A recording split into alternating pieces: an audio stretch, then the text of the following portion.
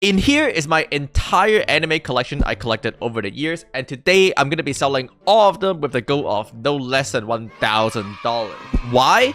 No. How? Because in here is a lot of different items from gacha games acrylics, item that I cannot show on YouTube's, collector bundles from popular video game, or even signed posters that I have no idea how I'm supposed to value or sell.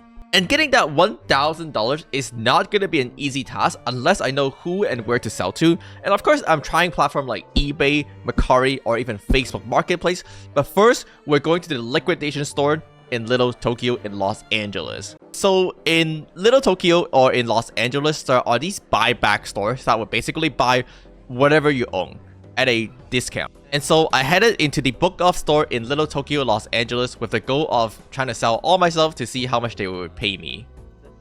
Do you guys take Gundam kits? I know we take Gundam kits. And do you take pins? It falls under the acrylic. Oh, these are also acrylic. We'll take care of it. Oh, it's okay. Yeah. So basically, I gave them a bunch of stuff that I've collected over the years. Wait a minute, isn't this Blue Lock figure literally the one I won in a crane game video before on my previous channel? Huh. Anyway, how this works is basically they take all your item away, they will start looking up the market price, and they'll call you back when they have a price for you, but you do have to sign a bunch of forms that say, I am selling these shit! Now, while Book Off is calculating the price, we went for a quick boba break and also went to the other buyback store to see if we can sell our acrylic collection and pins. Because Book Off didn't take pins and acrylic and stuff like that. So it's time to talk about how these buyback stores really work. Generally speaking, they will estimate a value of how much they can sell for. In this case, the store said like, hey, we can put these up for $15 each. So they will give you 30% off that, which means they give me $5 for each of these acrylics. And with that, we made our first sale of the day. 5 Snowbike acrylic for $5 each for a total of $25. But we of course still have to return to Book Off to see what our total will be for all of those figurines. This is how much Book Off ended up offering me for each of these items. For the Gundam acrylics, I think they offer $4. For the Utah figurine, they offer $8. For each of those little Pokemon blind box, they offer $3 each. The Gojo figure is $18, the Blue Lock figure is $14, the Hatsune Miku figure is $14, the Bunny Ram figures is $14, and the figurine that I cannot show on YouTube is $60. Now, they didn't take every single one of my items because some of them were incomplete and they're missing, or they just didn't want it. But ultimately, I decided to take the offer with the exception of the big figurine because I feel like I can get a little bit better than $60. That is kind of little, and it's not going to hit us that $1,000 goal in this video if we only sell that thing for $60. So let's try somewhere else. eBay we go. I listed this item for $200 on eBay at first, but unfortunately, eBay very quickly gave me a policy violation for listing a restricted adults item. Well, I listed it at this price for a reason, and that is I looked up like similar sold listing on eBay, and they seem to be selling $225 to $240, and so I figured selling it for $200 is not too bad, and it's gonna be much better than the $60 that Book Off offered me. Except it is not, because I made one major big mistake. It took a while, but someone eventually did buy it, and here's the thing: eBay collect about 15% transition costs, and also I forgot to factor in shipping. So even though this figurine sold for about $200, I only actually earned about $120.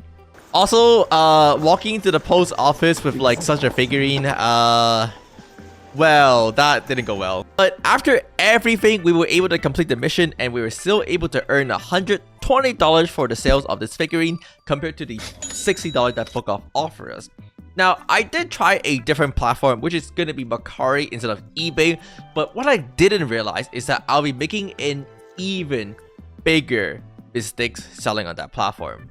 I listed this 1/4 scale Ghibli bunny figures on Mercari for $200 because, you know, similar listings are going for $200. Now, Mercari has a unique features where it will automatically start dropping the price for you over time if nobody is buying it to try to get you to sell it. So you can see here it was 25% off. Eventually, I started from $200, and every week it started dropping the price until it hit a floor that you set, which is $150. But the biggest mistakes I made on this sales is that Mercari by default have free shipping available because they think that listing something as free shipping make them sell faster. So I ended up having to pay shipping out of pocket by myself for this order. Unlike eBay, Mercari only take 10% from the selling fee instead of the 15%. So I made $135 on the sales, except not actually, because I have to ship this thing and it was gigantic and the post office charged me $60 for shipping for this item. So I ended up only really making $90 for this sales. Well, like 70. Lesson learned. You need to charge the buyer for shipping or you're gonna get destroyed.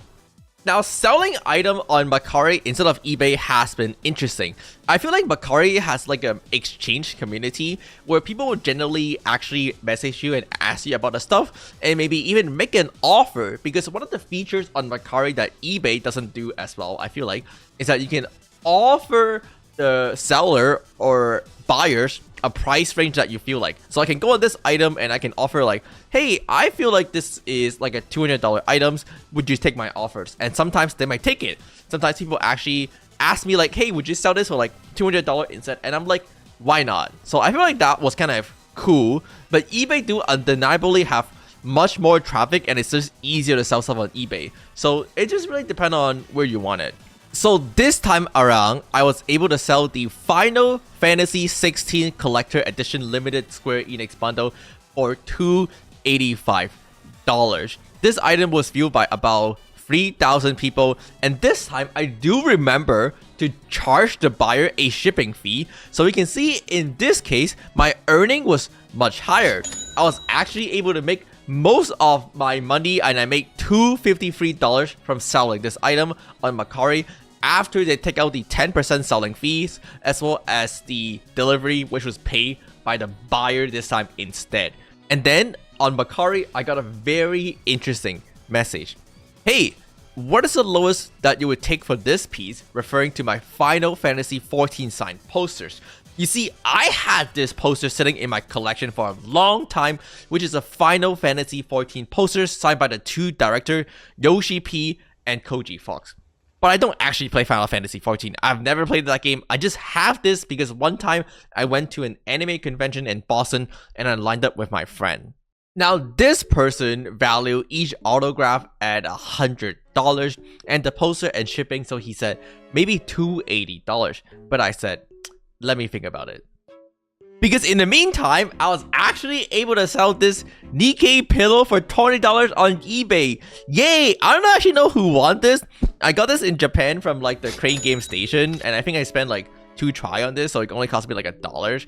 But it just takes up so much space, man. Like these shitty ass pillows take up so much space, and I just don't care about it anymore. So I sold them for $20 each for a total of about $50 in total profit for both of them. Now let's answer the questions of why am I selling everything? Why am I letting go of everything? It turned out that when people are younger, you like to get a bunch of stuff because when you earn your first batch of money, you're like, oh, I can finally have some now. So you just buy and collect a bunch of junk. Now that I'm wiser, I'm finally choosing what item do I really value, what series I like to bring with me, and what stuff I don't actually care about, and I just had it to have it, I guess. Long story short, I'm a computer science major who basically ran out of main quest, and now I'm just doing every single side quest instead to trying to find a new purpose and chase whatever I never got to do as a boy. So follow along and subscribe if you like stuff like this. Now, if you remember at the beginning of the video, I also have these plushies as well. Plushies are so hard to get rid of. They're so hard to sell. They're so big, they get dirty, so people just don't want it because they have no idea what you do with that plushie, even though all my plushies are really clean. I swear. Okay, so I ended up just throwing them on Facebook for like $10 for any plushie, $25 for any free, and some of them do ended up going like the Pokemon plushie, like the Spaghettio and the other thing, the Rillakkuma. Some of these little more known IPs are able to get rid of, but these big fat egg or big fat cat, nobody really want them. So the total profit for plushies is maybe about like $30-$40. I think I got 3 of them sold or 4 of them sold. It's just the Pokemon and the Rillakkuma, and that's it. But one of the things that people were really keen on noticing in these pictures are these Nandroid right here.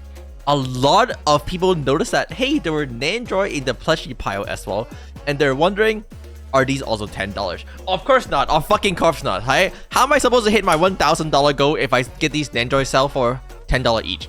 So I said $40 for each of these Nandroid, and they do actually selling. So I had 3 of these Nandroids. They each went for $40 on Facebook Marketplace for a total profit of $120 cash. Nice. And so finally, coming back to the Final Fantasy 14 signed posters, I offered a person $300, and he said, hey, actually, that's fine. I'll pay for shipping. Just give me a $300 offers, and I'll buy it. All right. And so I sent him an offer of $300. He accepted. And so I was able to make $270 from that poster finally, after Macari took their 10% cut, and a clean $270 to round the video off. Overall, we were able to hit our goal of $1,000. But what am I going to use this money on? To buy more TCG, of course. So subscribe. All right, bye bye.